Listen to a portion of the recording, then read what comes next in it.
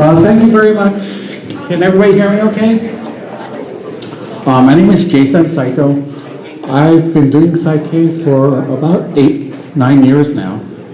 And for those of you who don't know, Saikei is a Japanese landscape planting. So it's basically a picture of, a portrait of that you would find in nature of a landscape scene done in miniature in a tray, in a pot. It was popularized after World War II by Toshio Kawamoto. He popularized it for the Japanese scene, and he creates these magnificent mountainscapes where you could almost envision yourself being like a mile, 2 miles away from the mountain, and it looks like a portrait captured in a tray, you know. And to do that, he keeps everything within scale so that the mountains and the trees and everything just works well in balance and harmony to create that perfect picture. That's one of the important things that we do in bonsai. Everything has to be in scale. You know, the leaves have to be in scale to the branches, to the trunk, in order for it to look, you know, for it to look good. The same thing here. We rely on stones for the mountains and trees, you know, for the nature scene. The trees that we use, the foliage has to be very tiny to keep it in scale. Like you wouldn't want to use like a ficus, you know, with very large leaves, because otherwise the picture is just blown out. You know, you don't see it as a natural landscape. For what I'm going to do today is I'm going to be creating a mountain landscape using yin stones or Saito stones. It's very heavy. It's non-porous. They use this a lot in the aquascaping industry, where they do naturalistic planted tanks. The stones are readily available from aquarium stores. You can find it at some bonsai shops. June and David sell some. You can also get it at AB Bonsai. I'm not really sure the San Diego suppliers, but I'm sure you can find it out here as well. You want to pass it around? So as you can tell, the stones have a lot of character to them. They have a lot of weight to them too. So what that means is that this piece I'm going to put together, it's going to be really beautiful, really naturalistic, but it's also going to be really heavy. So I hope whoever ends up winning this piece is pretty burly or has access to like a burly person, because it's going to be heavy.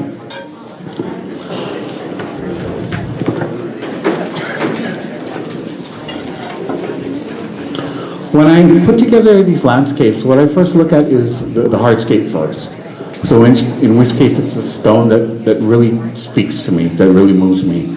This is a piece that I've been holding on for a while, mainly because of its size and mainly because I wanted to do something really special with it. And when I found out I was going to come, you know, demo for you guys, I really wanted to use it. I wanted to bring it out. With Japanese Saikei plantings, everything is natural. You don't use any man-made elements. There are things like penjing, which is the Chinese version of it.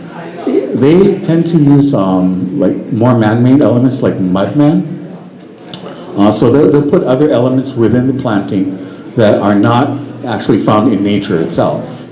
The compositions as a whole also tend to come out a little bit more whimsical, meaning it's like you wouldn't really find it out in nature, but if you look at the composition, it's really beautiful. It's really artfully composed. That's kind of how I look at it. With Saikei, it's more natural, more like what you would find only strictly in nature. Yeah?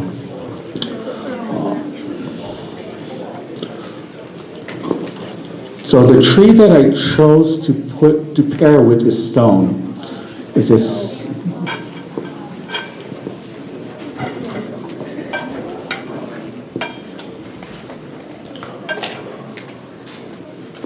It's kind of tall and wiry, and the thing I like about it is that the landscape that we're going to put together is really rugged. And by looking at the tree, it looks like it's struggling to survive. You know, it's pretty healthy, it's pushing new growth, but it's very wiry and spindly. And I think that really matches the feel and what we're doing here.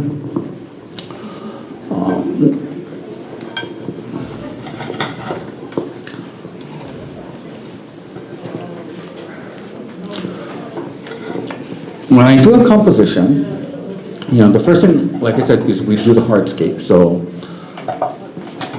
the stone has a direction, you know, like the tree that when you build a bonsai tree, you want to give it a direction. The planting is going to have a direction.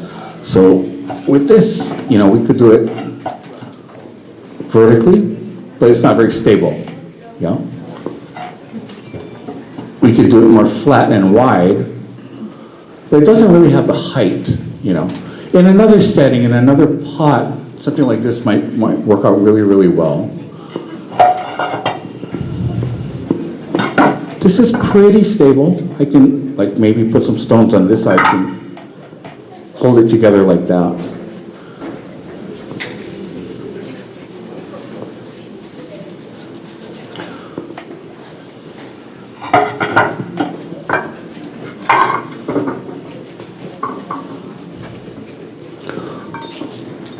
This side has the most character. If you look at it, you have all those crevices. The back side, really more flat, more plain. So I think this works better as the planting surface. And this is the part that will feature in the front, just because of that fact. When I compose it, I could put it on the left, in which case it's going this way, or I can put it on the right, in which case it's going this way. I don't want to put it in the middle, obviously, because it would just be too symmetrical.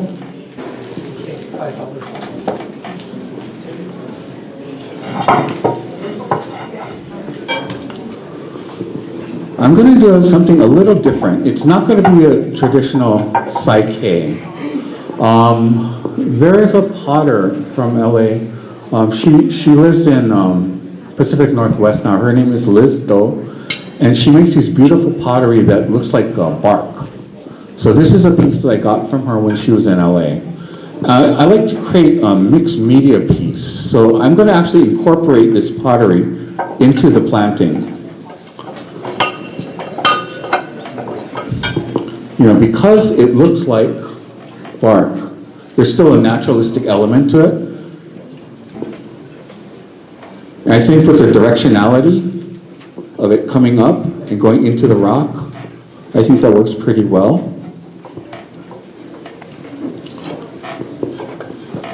So this I would not consider Saikei at all, although it is a landscape planting.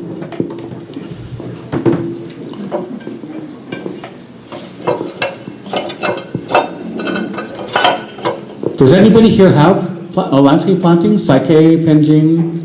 Do you? Did you create it yourself? Did you make it yourself? Oh, I did with Frank. With Frank? Great. Yeah,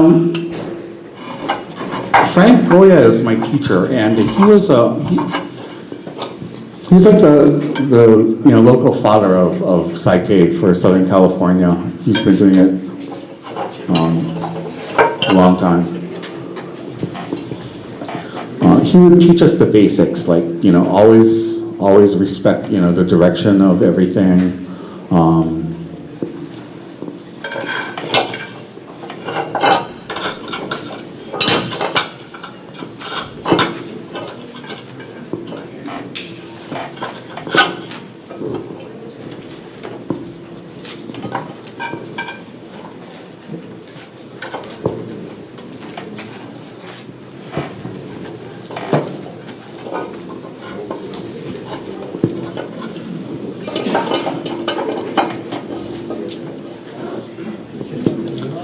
Okay, I think I'm pretty happy with the way this looks right now. So I'm going to start to do is I'm going to start to glue in the stone to the pot. To do that, I use cyanoacrylate, which is crazy glue. And I use a thin set and an instant bond. If you guys want to come up and take a picture of this is the brown.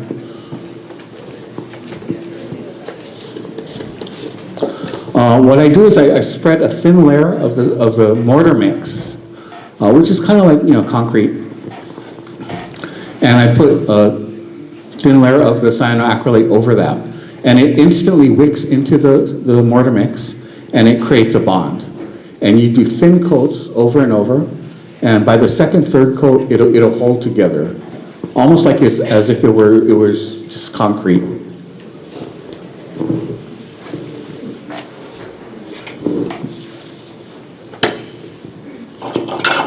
You want to come up and show this? Sure.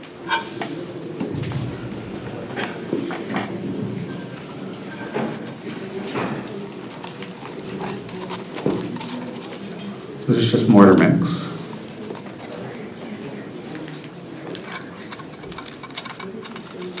Shut down.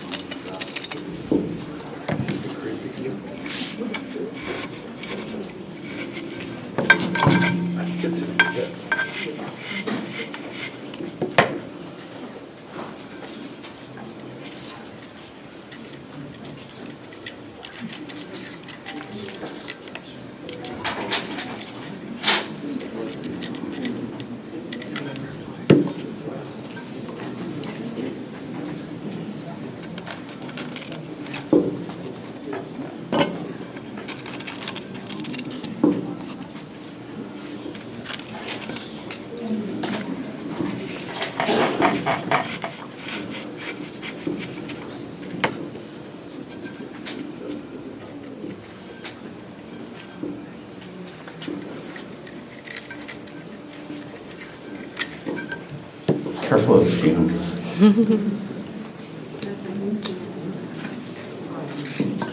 Yeah, if you do this, doing it outdoors is probably a better idea. It does go right up your nose.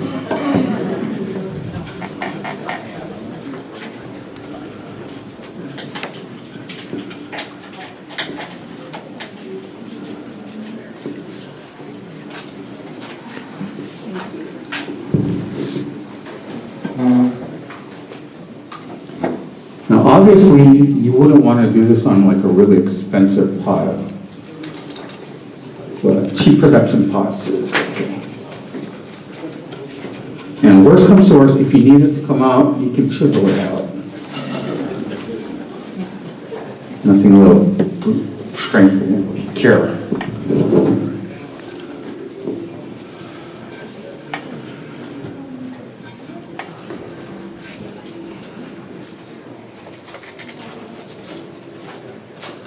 When I usually do smaller pieces, this really isn't necessary. You can just kind of lodge the stone into the soil. But for something that this heavy, I really don't want to take chances. Especially if I'm not keeping the piece, yeah.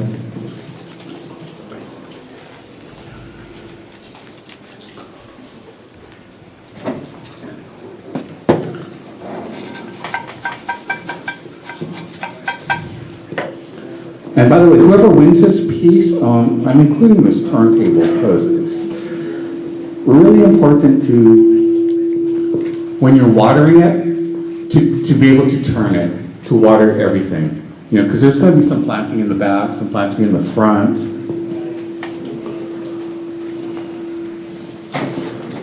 All right, so let's see. Okay.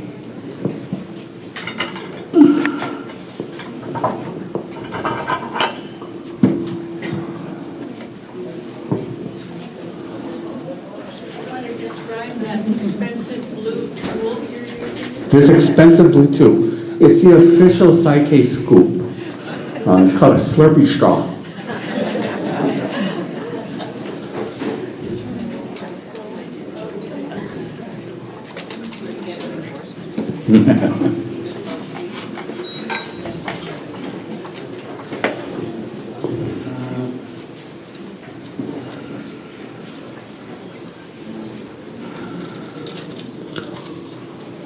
Jason, is that toxic? Once it's cured, it isn't. But when it's in liquid form, I would not want to drink it. It will stick your fingers together instantly, so you want to kind of be careful.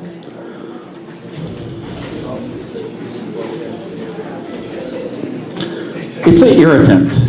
It'll irritate your eyes, your lungs if you smell it too much.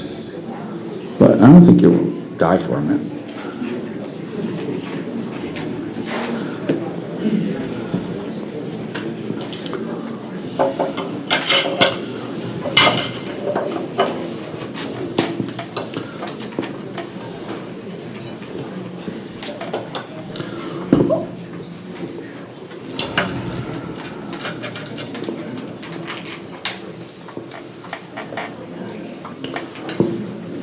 Now I'm kind of thinking of this surface, this pot, as basically a slab, an angled slab. So the planting is going to be against here, and the water's just going to kind of drain off, or almost think of it like the side of a pot. Yeah. Are you guys familiar with Kimura's forest on a slab that's angled like that? It's kind of the same thing, but we're just kind of going at a sharper angle.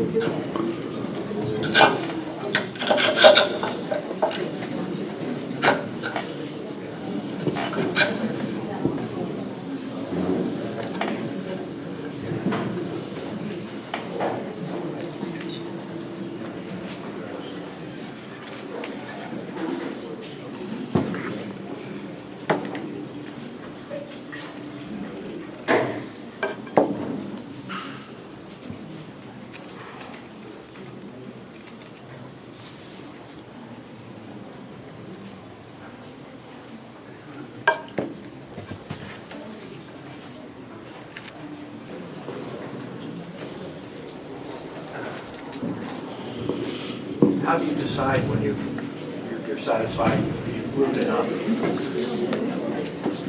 Kind of test it. Wiggle it.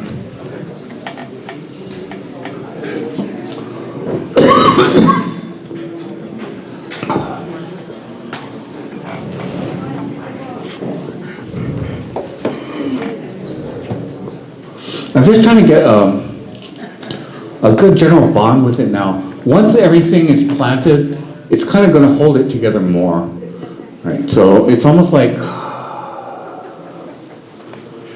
just certain points where it touches where you want it to adhere. And the planting itself, especially once the trees start growing in, it's really going to hold you. That's what's going to hold it together.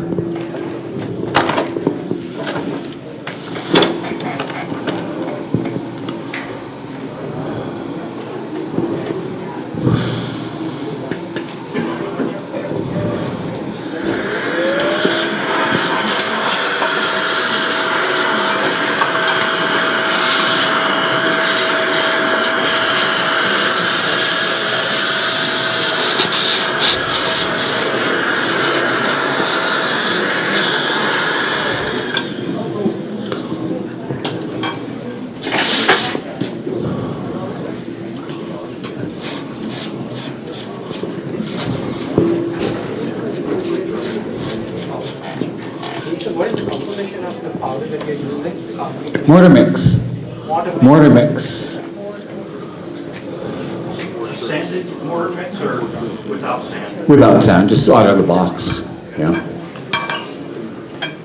I've seen recipes where they say Portland cement and sand. I've tried it that way. I really don't see a difference. The mortar mix holds just as well. Yeah.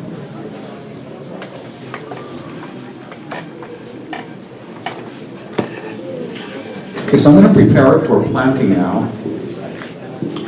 If you take a look, there's a lot of open spaces underneath here, in between the stone and the pot. I'm going to fill that with soil.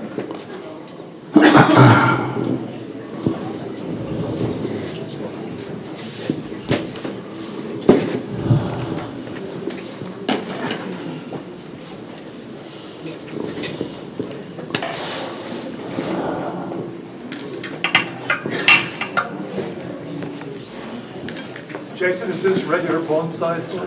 This is, it's more like a potting soil. with a lot of drainage. So there's akadama, pumice, scoria, lava. And I sift it out so it's finer.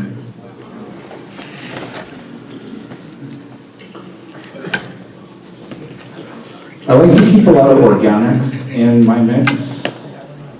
I'm in the San Fernando Valley and it's pretty hot there. And for the most part, Southern California is pretty much a desert anyway. You guys, although a lot more humid down here, right? More humidity? Only if you're at the coast. Okay.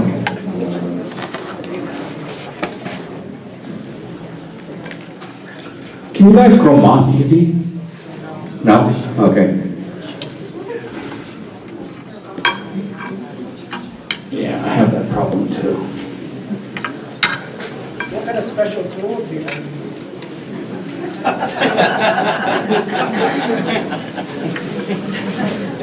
This is a spoon from our kitchen. Thank you, Doyle. Thank you, Joy.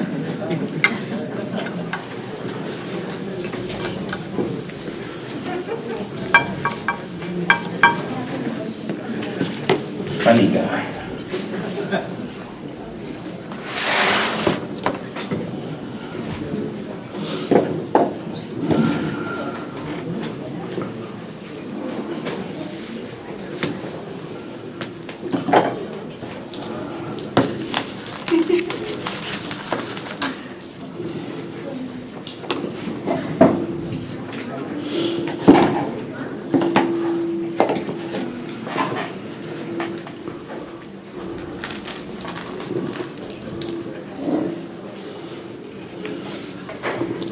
So my philosophy when we're planting, and something that Frank taught us is that you want to try to keep the root ball intact as much as possible.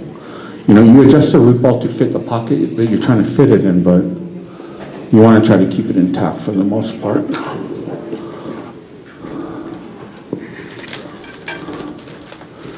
And it's almost to the point where it's kind of slip potting, really. You know, you never really want to bare root it.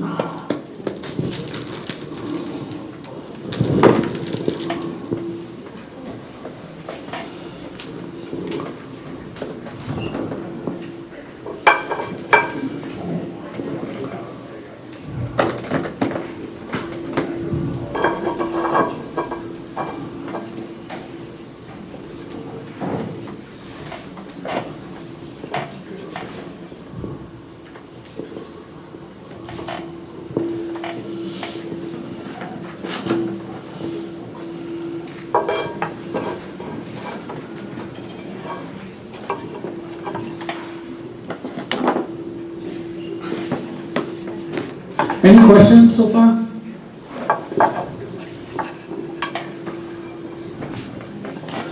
You're not wiring the tree? No. I'm not wiring the tree down because I'm basically building a structure around it with the stone. And once it gets packed in, it holds pretty well. And once it grows in, it doesn't really need to be wired in. You can if you want to, though. Yeah.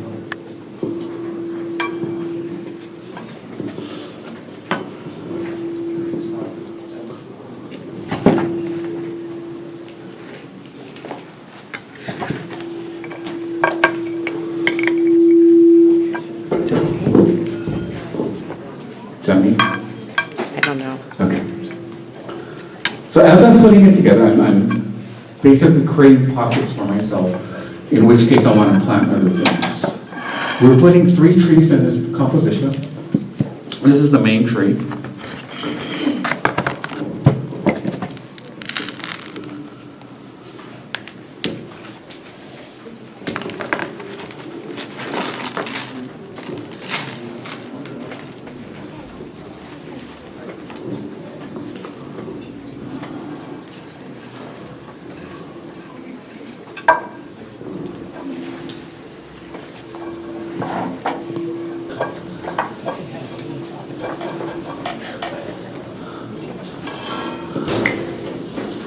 Okay, so I'm just placing the bare root and I'm anchoring it with stones.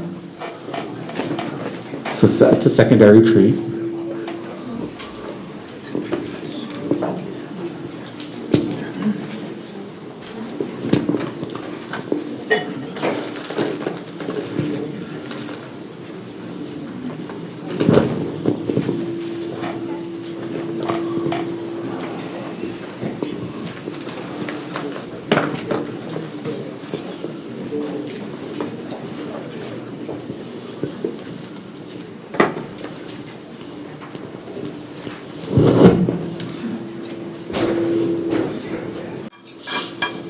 So I make a lot of these for demos and sometimes for sale. And about every 3 or 4 years, they kind of need to be, repotted or refreshed. So what you would do is you would kind of, you don't really want to take it all apart. So basically you would kind of do it in sections. So pick up part of the root ball, dismantle just that section, lift it up, pull out all the old soil, stick some new soil in, and then kind of put it back together. So maybe one season you would do one half, then the next season you come back, you do the other half. But it occurred to me, that people are going to be repotting these things. And oh, wouldn't it be funny if they found a little skull in there? So every once in a while I'll do that. I'll bury a little skull in there. Who knows, maybe one day a little person would grow. But I just kind of giggle to myself, not knowing if anybody will ever find it, just to amuse myself. You gotta keep it fun. If it's not fun, why do it? We have one student of ours that she's really getting into Saikei now, and we put together a really nice piece, and then she goes, "Oh, I can't wait to put my zebras, my animals on it, my penguins on it." And I'm like, I was gonna say something like, that's not really how you do it, but you just saw the joy on her face that brought her. That was way more important than whatever lesson I could be teaching her. I think so long as you understand the difference and you respect the difference, but still enjoy doing the fun things, I think it's fine. Some people, when it comes to bonsai, they're so rigid and, oh no, it has to be this way, and it's like, why?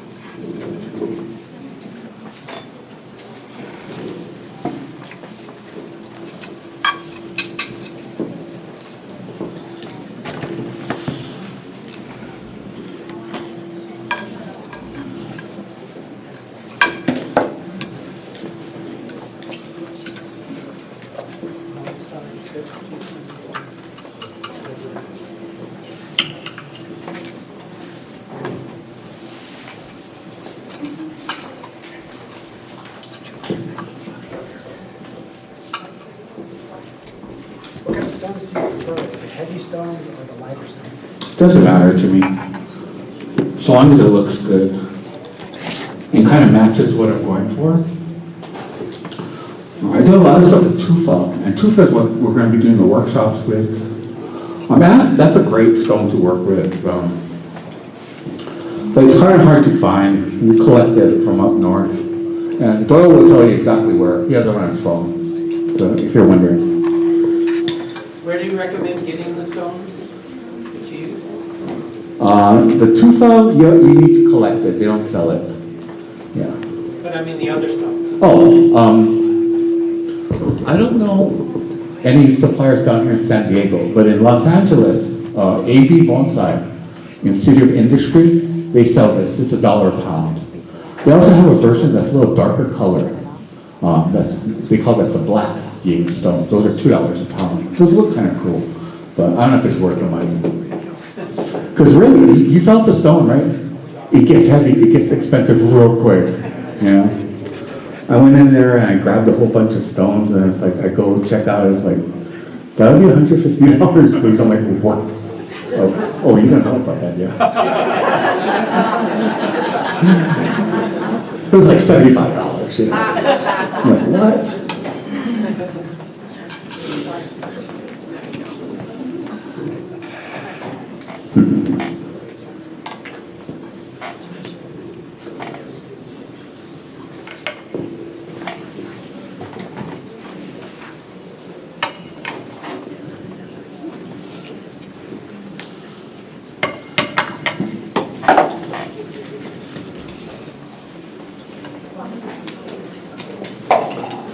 One thing that I see a lot of beginners when they're putting these together that they do is they'll just get a pot, they'll get a bunch of trees and they'll just put it all in the pot, so it's all on one plane.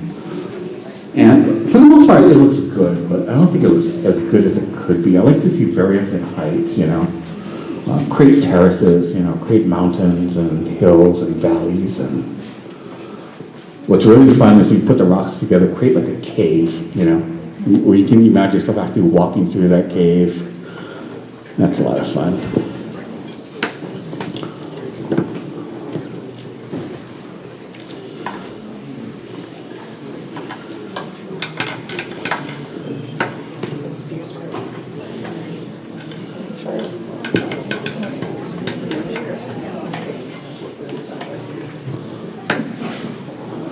When you're choosing pots, it's always, the shallowest is always better, yeah? It's just like with forests. It looks better. Deeper pots will allow for more healthier compositions though. So it's kind of a trade-off. Slabs are fun too.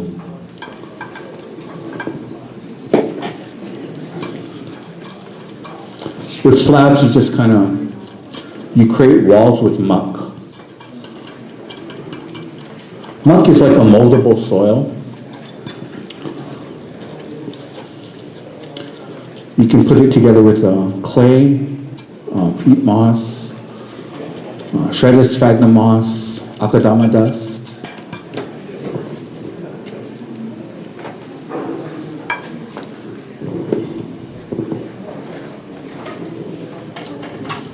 In fact,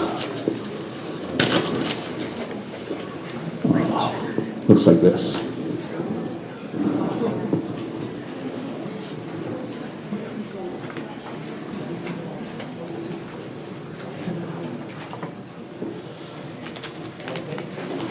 So what I'm doing is I'm just creating kind of like walls, just to stop the erosion from some of these more steep angled root balls.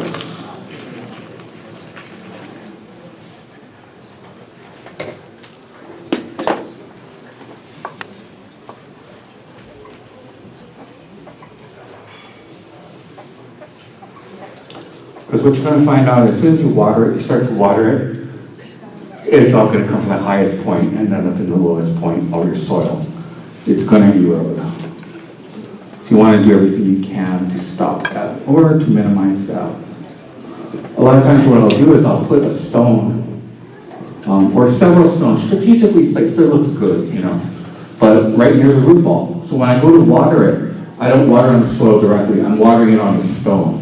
And it's just kind of, it takes the brunt, the force of the water, and it's kind of gently, you know, waters the root ball from there. Jason? Yeah. Do the roots grow into the muck? They grow everywhere. But yes, to answer that question, yeah, they do. When I first started doing this, my thinking was, okay, I'm going to use the muck for like the walls and stuff. But to like hold the stones, I'm just going to use straight clay.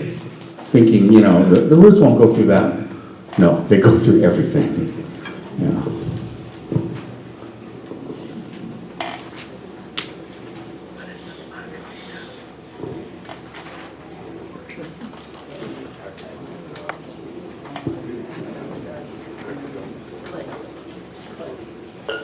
Think of the muck as moldable soil. It's just, you made, as a little kid, you made mud pies, right? Same thing. Same thing. With a little bit more elements to kind of make it more amenable for like roots, and akadama does, holds the nutrients. It also helps to give you a really good texture, yeah, because it's fine dust. Helps it to hold together more. All right, so now that I know where my main trees are, I kind of want to accent it with other foliage, other living trees. One that I like to use is erodium. Erodium is fun. They have these cute pink flowers on them.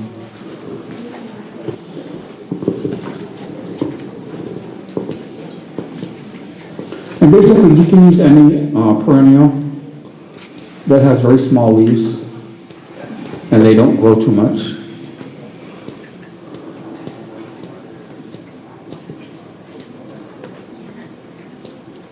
Some of these will run, like, if you let it, this will get out of hand and it'll overtake the whole thing. So you want to, as you're growing it out, cut it back when it gets too much. What did you call that again? This is erodium with an E. Erodium. And there's a bunch of different variations on this. This is a pink one, single pink. There's also a white one, a white with pink in the middle, and there's a double one that almost looks like a double carnation. Those are really cool. Kind of hard to find though.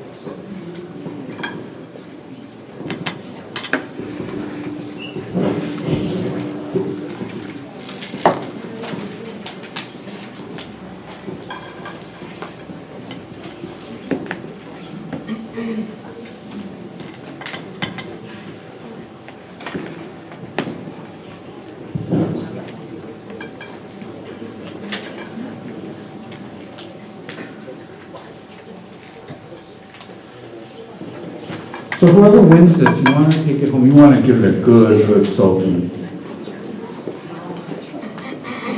The root ball is usually right below where the tree comes out from the soil, yeah? You want to make sure that it gets good soaking.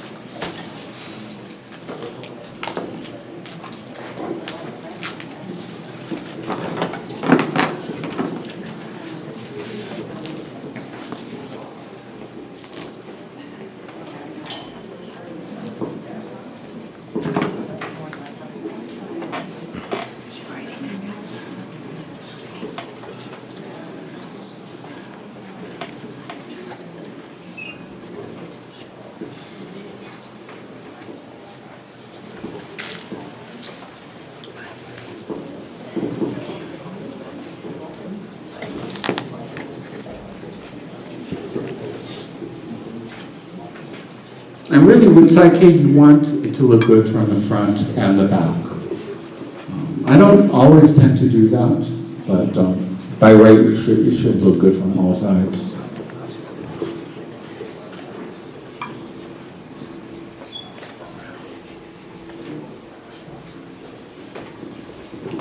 I don't have a yard, I'm on a balcony.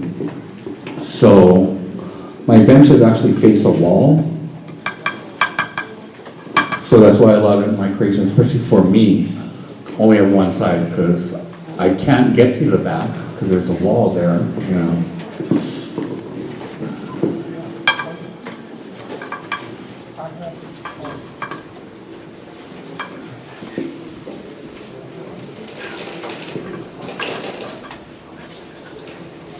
Are you using any pots that don't have drainage? No, I don't. The question was if I use pots that don't have drainage. You can do that if you're doing the planting on a stone, on a rock. And that you can kind of place in the suiba, the pot with no drainage. But pretty much if I'm doing a planting, it needs to have drainage. Yeah. Jason, Yes. subject of the pot, do you ever put anything between the rocks in the pot, like a rubber gasket or a crate like You know, if I was putting together something in a very expensive pot, I would definitely do that. I would put something like a piece of foam rubber and tie the stone down. You know, I wouldn't do anything permanent like what I'm doing here. Yeah, because you don't want to damage the pot.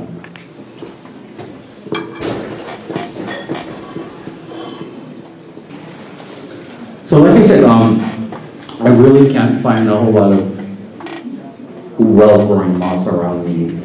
A couple months back, I had the opportunity to pick up some sweet sheets of moss from Ed Clark at his nursery. And I knew that this event was coming up, but no way in hell was I going to be able to keep that thing alive for 2 months in the worst part of summertime ever. So what I did was I collected them and I just let them go dormant. And I've done this before and it works pretty well actually. I just lay them out in sheets until they're dry. They're just basically dry. And then when I want to use them again, I just kind of reconstitute them and just wet them again. There's one thing I did find out though, there's only so many times you can do that before it says, nah.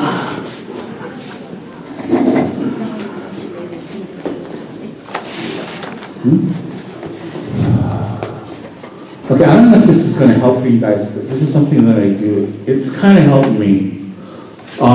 Before I put the moss down, I put down a layer of basically just wet shredded sphagnum moss. A lot of people top their trees with it to keep the moisture in. And it kind of just helps to give it a little more, a surface for the moss to keep the moisture. So I'm going to place this everywhere I want to put moss.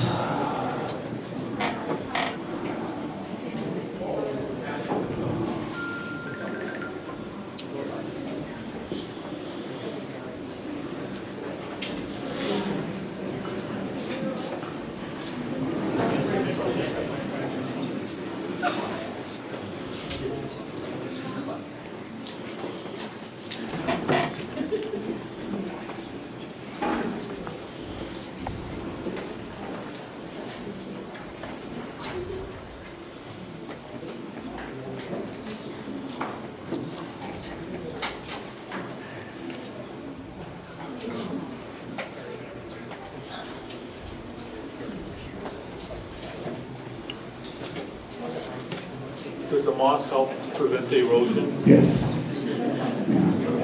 So that, along with the muck, does a pretty good job. And you know, by me, like I was saying, I can't really keep the moss alive. So after a while, the moss dies. I just leave it on ground. I just leave it on dead because you want to keep the erosion to minimum. And it kind of, in a way, looks natural, because in nature, you know, not everything is green, yeah? Especially in California.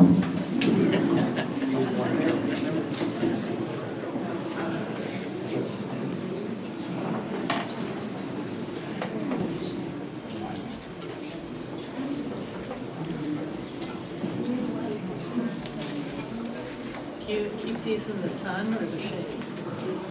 Semi-shade.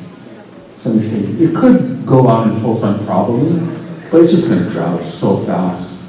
And it's unnecessary. It does well in semi-shade.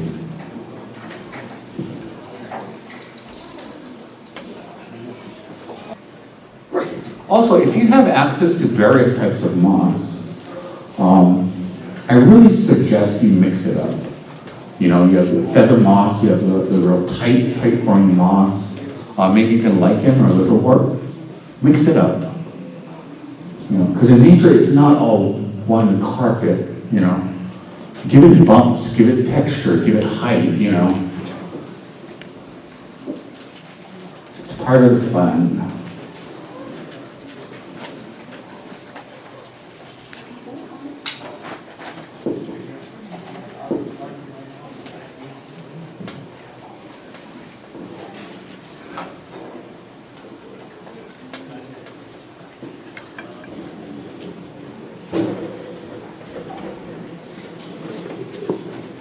So do you fertilize your Saikei?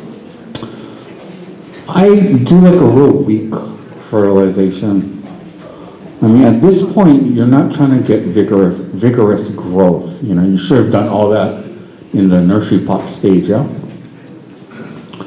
So you want to fertilize it enough to keep it healthy, but not so much that it's going to just start popping.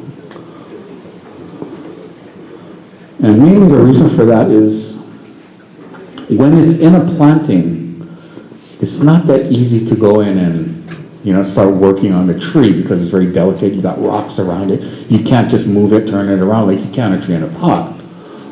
It's the same reason why if you're working with nursery stock, try to get some wire in it, try to give it some age, you know, let it grow a season or two to keep the shape that to get the shape that you want first. You know, you can go to a nursery, just buy the stuff, go home and put it together. But if you have already put some time into the tree has some shape, some direction, your piece will look that much better in the end. Jason, does it require any kind of special watering schedule or normal bonsai? Not any more than normal bonsai watering. In some cases, it will tend to dry out quicker because it's in a shallower tray with not as much soil as a bonsai pot. So in that respect, you probably want to water it a little bit more. But again, like with any bonsai, don't water on a schedule. Water it when it needs it. And you will, as you grow it, as you take care of it, you'll get to learn when it needs it, you know. If it helps, you know, stick a chopstick, stick a hashi in a root ball, and, you know, every couple of days pull it out, touch it, you know. If it's dry, water it. But after a while, you'll kind of get the feel of it.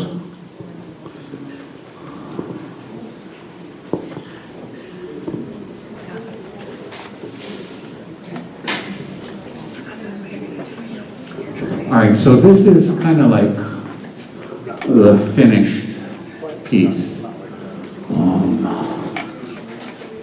It's really clean, and I kind of feel it's a little too clean. It almost doesn't look natural. So that's kind of why I have these colored soils here.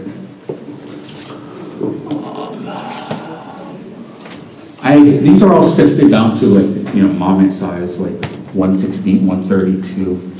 And I basically use this as a palette, you know, what color I want to. And I try to match the color of the stone or the color of the tree or something within the planting so it's natural. Like with the tufa pieces I put together, I actually use crushed tufa. So it's the same stone that I use.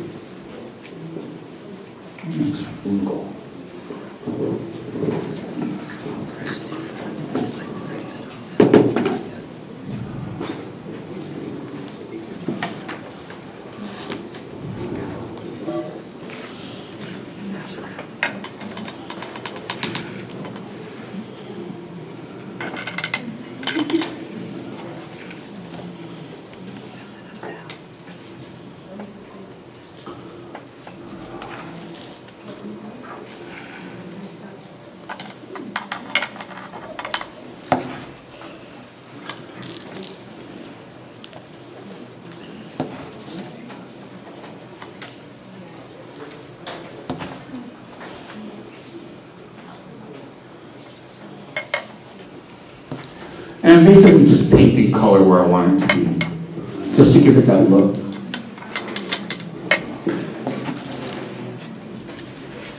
And because in nature you don't find grass like in a carpet.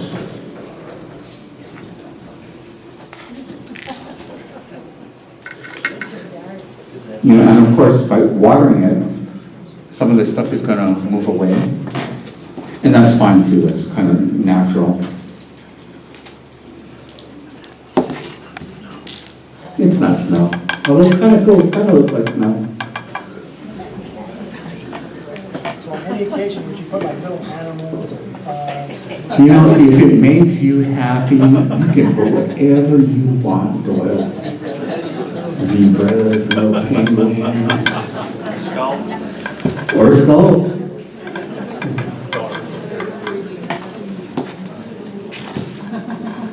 No, finger grow people.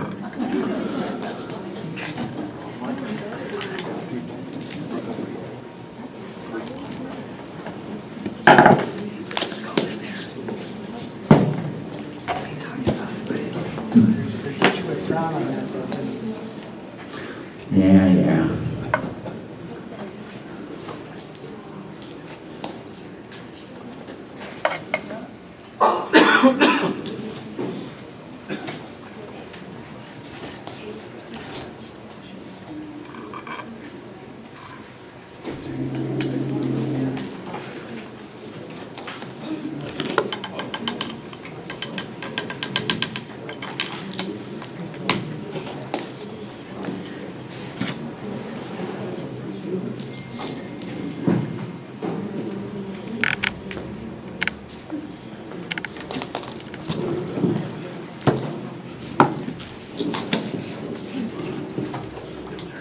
Not bad. Not that heavy.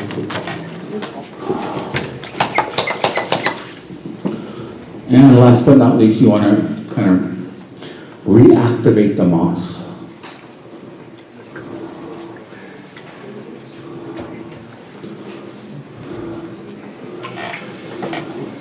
So I'm doing this, I'm not really watering it to the root ball. So whoever wins it, you know, water it really good. Keep it in the shade for the first couple weeks, then partial.